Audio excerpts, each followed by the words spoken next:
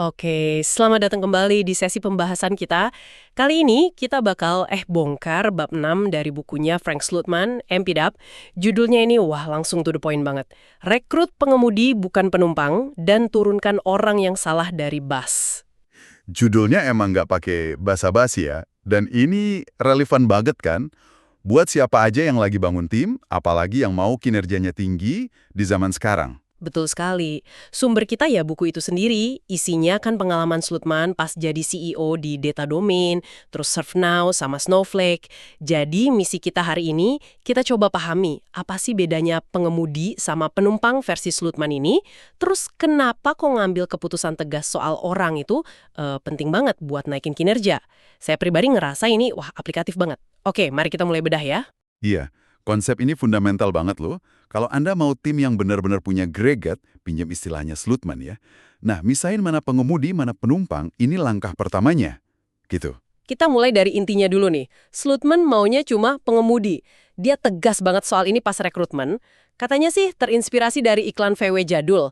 Di jalan kehidupan ada pengemudi, ada penumpang. Dicari pengemudi. Simple tapi wah kena banget. Nah pertanyaannya, penumpang yang dia maksud tuh kayak gimana sih? Nah, ini penting dipahami nih.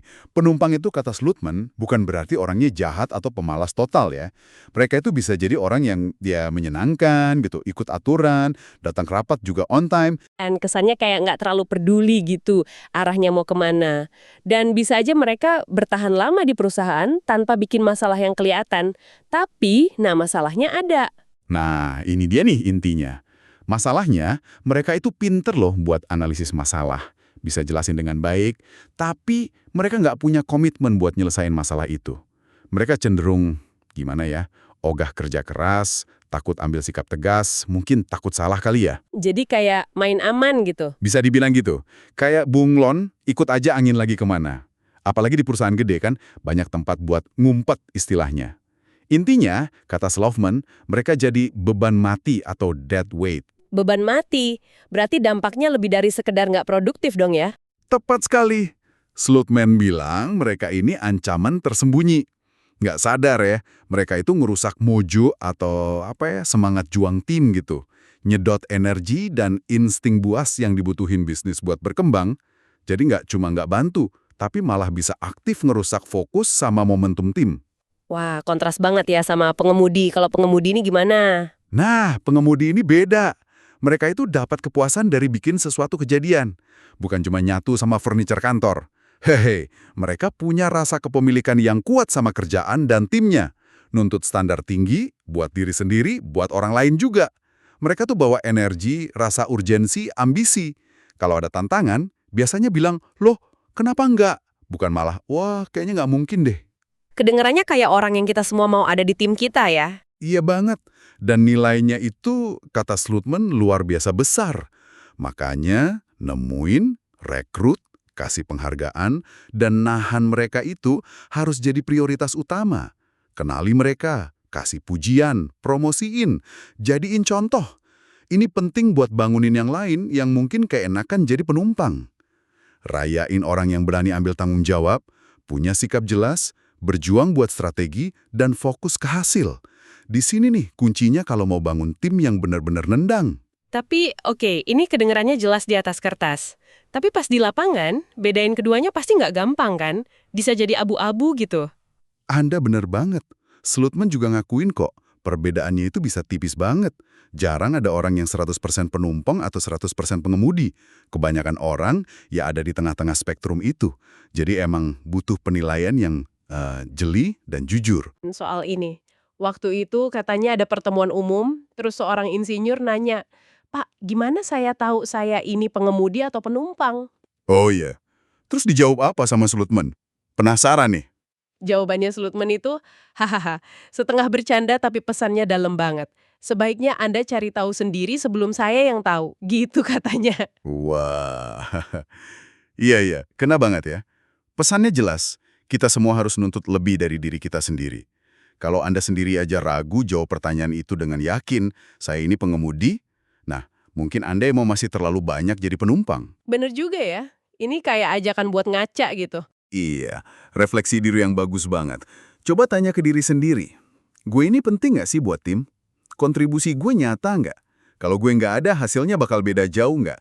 Kalau Anda bisa jawab iya dengan jujur, Anda pasti bakal ngerasa lebih aman, lebih pede sama nilai Anda. Dan ini penting banget buat karir Anda, dimanapun Anda kerja. Karena perusahaan bagus pasti nyari dan ngehargain pengemudi. Kontribusi nyata itu yang bikin karir naik kan? Nah, itu pertanyaan bagus buat Anda renungkan juga nih para pendengar. Kira-kira posisi Anda di mana dalam spektrum ini? Terus apa yang bisa Anda lakuin biar lebih jadi pengemudi di peran Anda sekarang? Dan obrolan ini ngebawa kita ke bagian berikutnya yang, seringkali lebih nggak enak didengar ya. Menurunkan orang yang salah dari bus. Betul.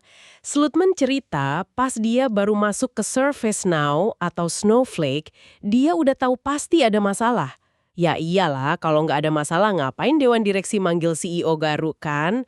Jadi tugas pertamanya yaitu milah-milah mana nih orang yang aset berharga, mana yang beban mati. Nah, termasuk para penumpang tadi.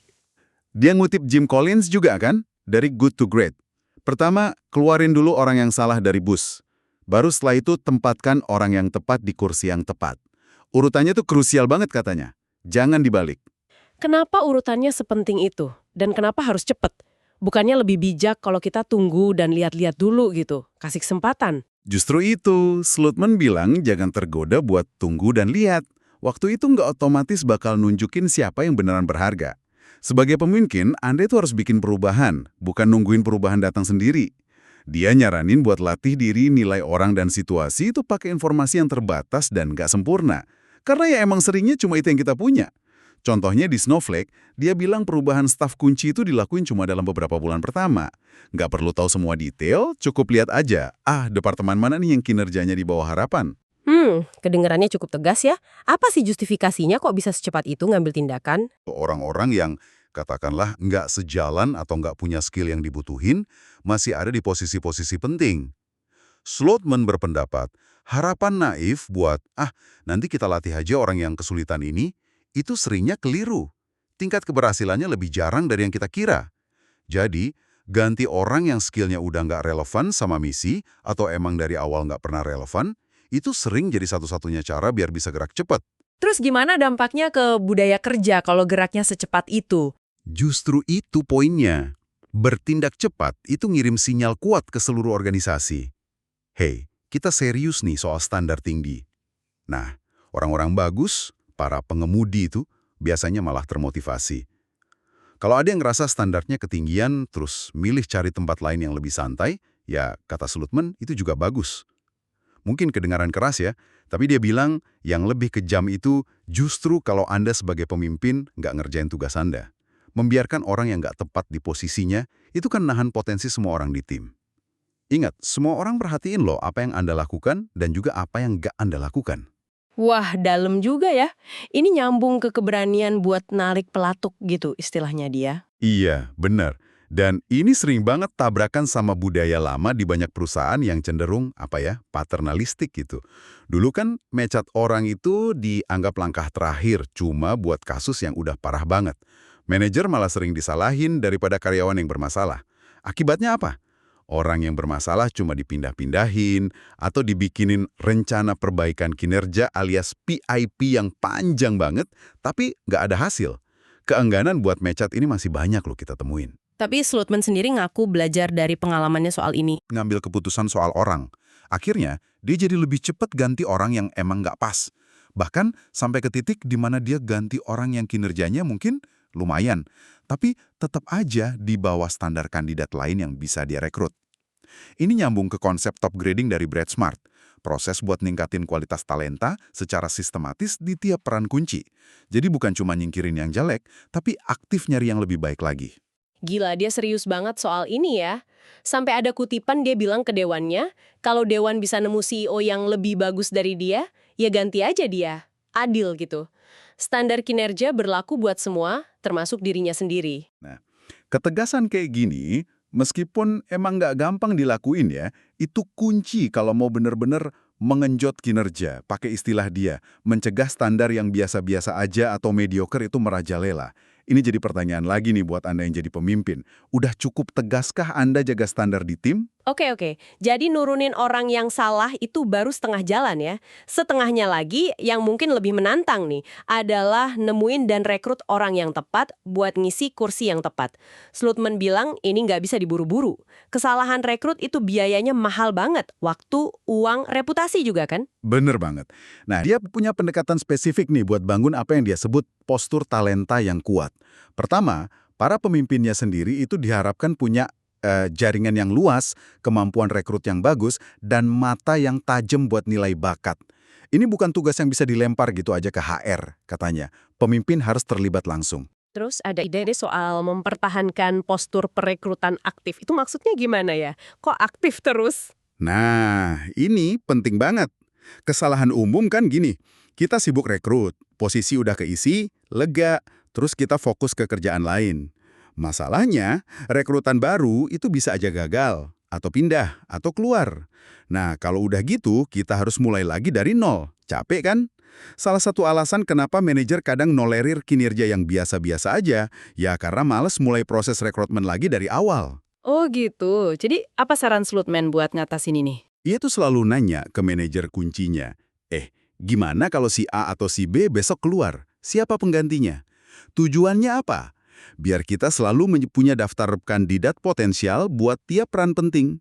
Kenali siapa aja pemain kunci di industri Anda, pantau mereka, bangun hubungan terus-menerus. Kalau ada kandidat bagus yang kelihatannya udah nggak betah di tempatnya sekarang, ya deketin aja meskipun Anda belum punya lowongan mendesak saat itu. Jadi proaktif gitu ya, jangan nunggu lowongan kebuka. Persis, sikapnya harus proaktif, bukan reaktif nunggu ada yang kosong. Kalau kita nunggu, pilihan kita jadi terbatas sama siapa aja yang lagi ngelamar saat itu, yang mungkin bukan kandidat terbaik yang sebenarnya kita mau. Dia juga bilang jangan cuma ngandelin cara-cara kayak pakai agen rekrutmen atau LinkedIn aja. Betul, karena cara-cara itu cenderung cuma ngejangkau orang yang lagi aktif nyari kerja. Padahal kandidat terbaik, si pengemudi sejati itu, seringnya nggak lagi aktif nyari. Mereka lagi sibuk kerja bagus di tempat lain. Jadi kita harus proaktif nyamperin mereka. Apalagi di perusahaan yang tumbuhnya cepat, rekrutlah sebelum kebutuhannya jadi mendesak banget. Perekrutan itu proses yang jalan terus, nggak pernah berhenti. Oke, selain rekrutmen aktif, ada juga istilah sesi kalibrasi aktif. Ini apa lagi nih? Agak teknis kedengerannya. Ini sebenarnya sesi diskusi kelompok yang menarik. Jadi, manajer itu ngevaluasi anggota timnya, tapi nggak sendirian. Dia dapat masukan juga dari rekan-rekan manajer lain yang mungkin pernah interaksi sama orang itu meskipun bukan atasan langsungnya. Tujuannya buat ngecek penilaian si manajer ini sejalan nggak sih sama pandangan organisasi secara lebih luas. Kadang kan ada manajer yang terlalu baik atau sebaliknya. Sesi ini bisa ngebuka kalau ada ketidakselarasan pandangan soal seseorang. Oh, jadi kayak cross-check gitu ya antar manajer. Iya, bisa dibilang gitu. Manfaatnya, sesi ini seringkali jadi pemicu buat ambil tindakan ngatasin masalah kinerja yang mungkin tadinya kelewat atau dibiarin kelamaan. Ini bikin ada kejelasan dan tanggung jawab bareng dalam menilai dan ngembangin talenta di perusahaan. Wah, jadi pesan utamanya jelas banget ya. Kualitas seorang pemimpin itu ya tergantung banget sama kualitas orang-orang di sekelilingnya. Jadi, kalau mau hasil luar biasa dan karir maju, harus jago rekrut, sekaligus berani ambil keputusan sulit soal ngelepas orang. Jadi, apa artinya semua ini buat Anda para pendengar? Oke, mari kita rangkum sedikit ya, intisari dari bab 6 ini. Pertama, penting banget bedain mana pengemudi yang proaktif, mana penumpang yang cenderung pasif kan? Kedua, keharusan buat bertindak cepat dan tegas buat nurunin orang yang salah dari bus. Ini demi jaga standar dan momentum. Ketiga, perlunya strategi proaktif buat nyari orang yang tepat, termasuk rekrutmen yang jalan terus dan sesi kalibrasi tadi, buat objektivitas. Dan gimana Anda bisa menerapin ini? Mungkin ya, mulai dari ngevaluasi kontribusi Anda sendiri. Lebih banyak jadi pengemudi atau penumpang nih. Atau kalau Anda mimpin tim, gimana caranya bangun budaya yang isinya lebih banyak pengemudi? Atau bahkan sekedar ngamatin dinamika di kantor, Anda pakai kacamata ini aja udah bisa kasih pencerahan baru loh. Intinya sih, ini semua tentang gimana caranya kita maksimalkan potensi. Potensi diri kita sendiri dan potensi tim kita juga buat mencapai kinerja puncak yang berkelanjutan gitu. Nah, sebagai penutup nih ada satu pemikiran lanjutan yang menurut saya menarik. Slutman kan fokusnya ke mila-mila pengemudi dan penumpang pas rekrutmen atau pas mau ngelepas orang. Tapi, gimana ya caranya sebuah organisasi itu bisa secara aktif menumbuhkan lebih banyak pengemudi dari dalam? Kondisi kerja kayak gimana sih yang bisa nyuburin rasa kepemilikan, inisiatif, sama keberanian itu, biar orang nggak gampang kepleset jadi penumpang gitu loh. Pertanyaan bagus itu. Gimana caranya nyiptain lingkungan yang bisa mencetak lebih banyak pengemudi secara organik ya, bukan cuma nyari dari luar? Mungkin itu sesuatu yang bisa Anda pikirkan lebih lanjut. Oke, terima kasih banyak sudah menyimak pembahasan kita kali ini. Sampai jumpa di kesempatan berikutnya.